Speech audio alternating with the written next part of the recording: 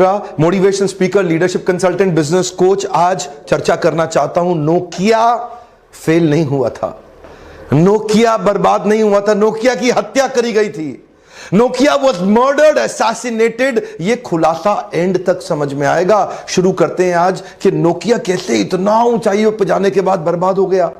तो मैं नोकिया की आज असलियत खोलने वाला हूं। आपको जरा क्या करना है, वीडियो पूरा ध्यान तक आराम से लास्ट तक देखिए, बहुत बड़ी लर्निंग्स हैं। चलिए स्टेप बाय स्टेप शुरू करते हैं। 1865 की फिनलैंड में एस्टैब्लिश्ड हुई मल्टीनेशनल कॉर्पोरेशन नोकिया, जो कई प्रकार के बिजनेस में थी। कम्युनिकेशन, इंफॉर्मेशन टेक्नोलॉजी और कंज्यूमर इलेक्ट्रॉनिक्स की यह कंपनी देखते ही देखते दुनिया की सबसे बड़ी कंपनी बन गई थी। मोबिरा नाम की टेलीफोनिक कंपनी को उन्होंने सबसे पहले खरीदा, जिसने इनके टेलीकॉम हैंडसेट डिवाइस की तैयारी करी थी। शुरू में बड़े भारी भारी हैंडसेट्स इन्होंने बनाए थे। 1982 के अंदर पहली बार फर्स्ट कार फोन इंट्रोड्यूस किया, मोबिरा सेनेटर। इस 10 किलो का एक्चुअली फोन था ये। 1984 में मोबिरा टॉकमैन बनाया, जो एडवर्टाइज किया गया था पहला ट्रांसपोर्टेबल फोन, जो कि गाड़ी और गाड़ी के बाहर दोनों चल सकता था। 5 किलो का फोन था ये, पिछला 10 का, ये 5 का। 1987 में नोकिया ने कमाल कर दिया, मोबिरा सिटी मैन के नाम से ऐसा पहला फोन बनाया जो पूरे शहर में जा सकता था। ये फोन का वजन भी कम कर दिया, पहला 10 किलो, दूसरा 5 किलो, ये केवल 800 ग्राम का। और इसकी सेल्स एकदम टक टक टक टक टक टक बढ़ती चली गई। इससे नोकिया का बहुत नाम हुआ। और इसके बाद 1991 में फिनलैंड के प्राइम मिनिस्टर हैरी होल्केरी, ये पहले व्यक्ति हुए पृथ्वी के जिन्होंने पहला जीएसएम कॉल किया नोकिया के फोन से। अब क्या था, 92 में इन्होंने 10-11 मोबाइल नोकिया का बनाया। 92 में धीरे धीरे यूरोप और यूएस की मार्केट में फैलने लगे। और 90s में आगे चलते चलते जो इनकी 2100 सीरीज के जो मोबाइल थे, फीचर फोन, उफ, बहुत आइकॉनिक ग्रोथ दिया। ये सोचे थे कि 4 लाख फोन बेच देंगे, लेकिन उन्होंने 2 करोड़ फोन बेच दिए।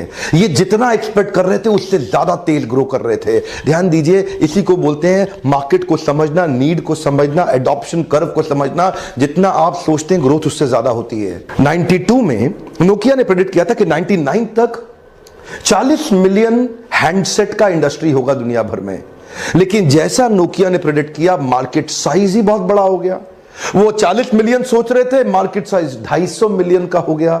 और जैसे जैसे नोकिया तैयारी कर रहा था, मार्केट साइज ग्रो किए जा रहा था। इधर इन्होंने मोटोरोला का पीछे करके दुनिया में नंबर 1 मार्केट शेयर कैप्चर कर लिया। 25% मार्केट शेयर के साथ 97-98 में डोमिनेट कर गए। शुरू में अमेरिकन और यूरोपियन मार्केट पकड़ी, और बाद में ये developing economies, Russia, India, China, धीरे धीरे पूरी डेवलपिंग कंट्रीज के अंदर, एशिया में भी छा गए। इधर नोकिया अब नई सीरीज लेके आया, जिससे जब 50 मोस्ट सेलिंग जो ब्रांड्स थे ना दुनिया के, तो 50 मोस्ट सेलिंग हैंडसेट्स में जो टॉप 20 होते थे वो नोकिया के ही होते थे। बाकी सारे पीछे छोटे मोटे ब्रांड और मोटरोला की हालत खराब, ये सब पीछे होते जा रहे थे। 2003 से 2005 के बीच में इनका नोकिया 1100 और 1110, हो सकता है आपने भी जरूर खरीदा हो, मैंने भी खरीदा था।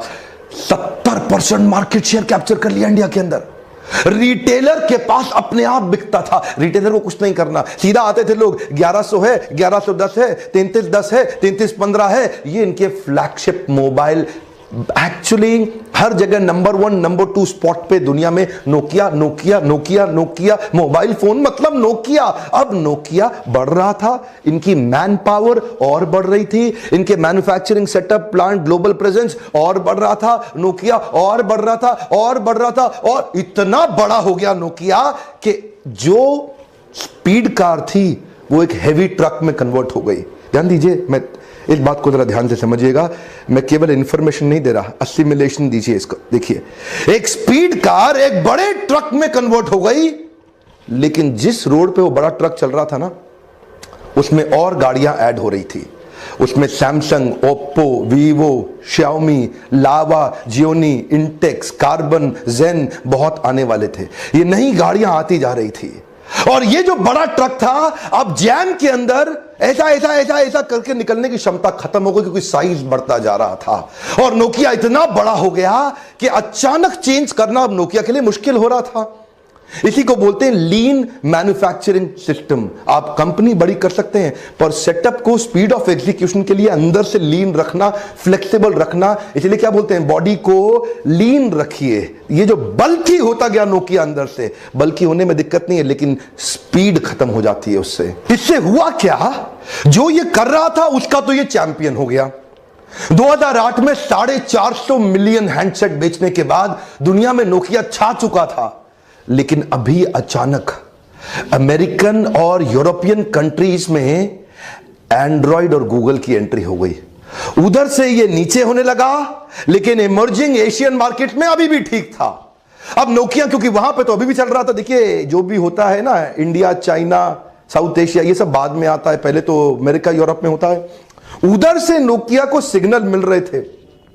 जन्म हो गया गूगल का और एप्पल का, और इन्होंने आके 30% नोट डाइव ठाक ऐसा नीचे गिरना चालू हुआ नोकिया। अभी भी सिग्नल पकड़ा नहीं। क्यों? इतना बल्कि कि अचानक हैवी ट्रैफिक के अंदर ऐसा गाड़ी निकलेगी नहीं। पहले तो स्पीड कार थी, असर क्या आया देखते हैं। अभी उधर इंटरनेशनल में 2 नए जन्म हुए ही थे।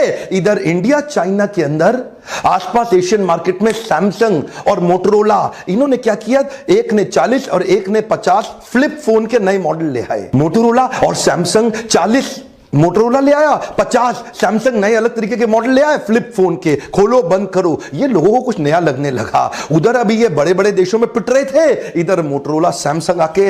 लेकिन ये इतना भारी भरकम था नोकिया कि जल्दी से चेंज करने में इसको दिक्कत आ रही थी, और इधर भी पिटने लगा। अमेरिकन यूरोपियन मार्केट में एप्पल, गूगल, और इधर मार्केट में, एशियन मार्केट में मोटो रेजर आ गया। उस समय याद है आपको, बड़ा पॉपुलर हुआ था मोटो रेजर।